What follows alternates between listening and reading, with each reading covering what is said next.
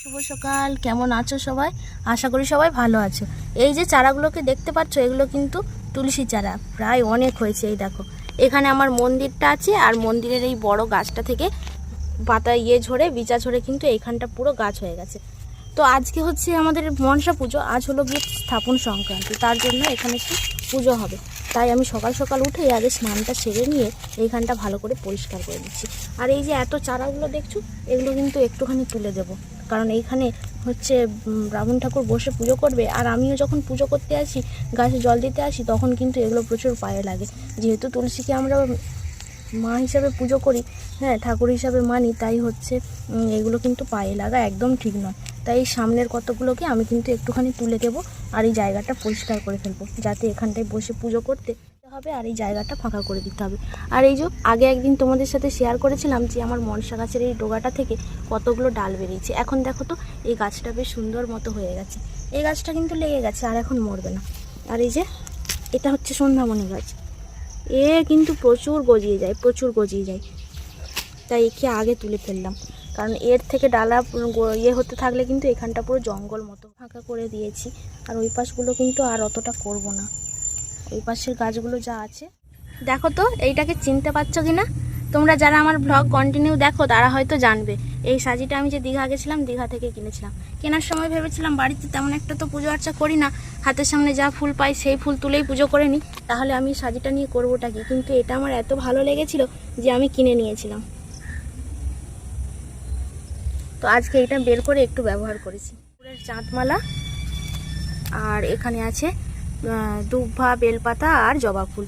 মোটামুটি জবা ফুল অনেকগুলোই হয়েছে আমার গাছে না, জবা ফুল অনেকই হয়। আর যেহেতু মা মনসার পুজোতে জবা ফুল দেওয়াই যায়, তো জবা ফুল দিয়েই আজকের পুজোটা হয়ে যাবে। আর এখানে আছে বাতাসা, আর এটা হচ্ছে দুধ, আর এখানে ঠাকুরের ঠাকুরকে দেওয়ার জন্য চাল, আর এই যে প্রদীপ, ধূপ, শাঁখ, আর এটা হচ্ছে সিঁদুর। তো এখানে ঠাকুরের জায়গা পরিষ্কার করে নিয়েছি, আর এই যে কম্বল আসনও নেওয়া হয়ে গেছে।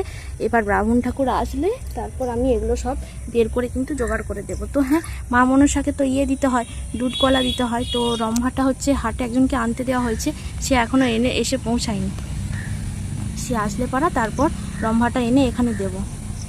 আর এই যে দেখো, আমি গন্ডি নিয়ে এসেছি, হিটের যে গন্ডিগুলো হয় এগুলো এখানে দিয়ে এগুলোকে রাখবো, নইলে এই বাতাসা আর দুধের মধ্যে কিন্তু হচ্ছে পিঁপড়া লেগে যাবে।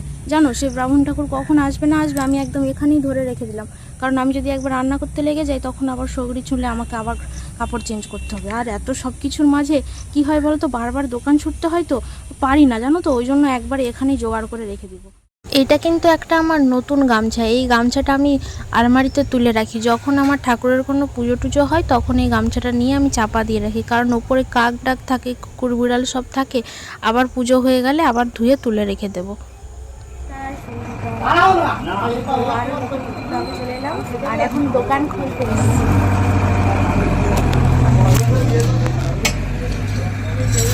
কাঁচগুলোকে ভালো মতো করে রোজ রোজ কিন্তু মুছে দিতে হবে।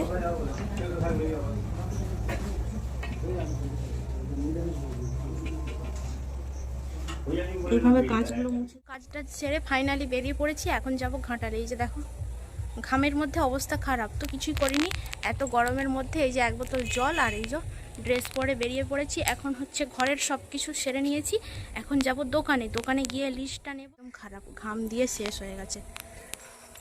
এখন বাজে 12:30, আমাকে কিন্তু 4টা-5টার মধ্যে বাড়ি ফিরতে হবে আবার। চলো, আমি পড়েছি, এখন হাঁটছি।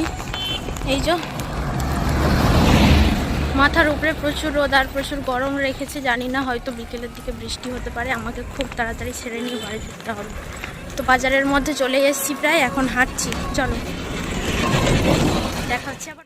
আর এখন আছি বাসে। এই যে পিছনে বসেছি, কারণ পিছনের সিটগুলো ফাঁকা আছে। আর এইখানে বসার একটাই কারণ, এই যে আমার কাছে এত ব্যাগগুলো আছে। হ্যাঁ, মোটামুটি আমার কাছে 2টো বড় মতো ব্যাগ হয়েছে। খালি বসার একটা কি সুবিধা বলতো, ব্যাগগুলো আমি নামাতে পারবো না, আর লোকজনের ভিড়ের মধ্যে বসলে কিন্তু ব্যাগ নামাতে অনেক অসুবিধা। তো এত পিছনের দিকে বসেছি বলে বাসটা এত পরিমাণে নাচছে যে মোবাইলটা ধরে রাখতে খুবই অসুবিধা হচ্ছে। তো চলো, বাড়িতে গিয়ে দেখা হচ্ছে তোমাদের সাথে। বাড়িতে গিয়ে খাই খাই খাই আর খাই। এই যে হাতে ফুচকা নিয়ে বসে পড়েছি, বর বাড়ি আসার সময় ফুচকা নিয়ে এসেছে। তো ও এমনই চাপের মধ্যে আছে, বসতে টাইমই পাইনি। তো আমি ওকে কতগুলো খাইয়ে দিয়েছি, ও বললো কি আমি আর খাবো না। তো আমি বসে বসে খাচ্ছি, বাবা দোকানে নেই, ওই জন্য বাবার দোকানেই আমরা দুজন, বাবা গেছে পুজো বাড়ি। তো খুব ব্যস্ত আছি, তার মধ্যেই বসে বসে খেয়ে যাচ্ছি। আর আজকের ভিডিওটা এখানেই শেষ করছি। এখানে লাইটটা ভালো নয় জানো তো, ওই জন্য হয়তো ছবির কোয়ালিটিটা খারাপ আসবে। দেখা হচ্ছে আবার নেক্সট ভিডিওতে। সবাই ভালো থেকো, হাসি খুশি থেকো।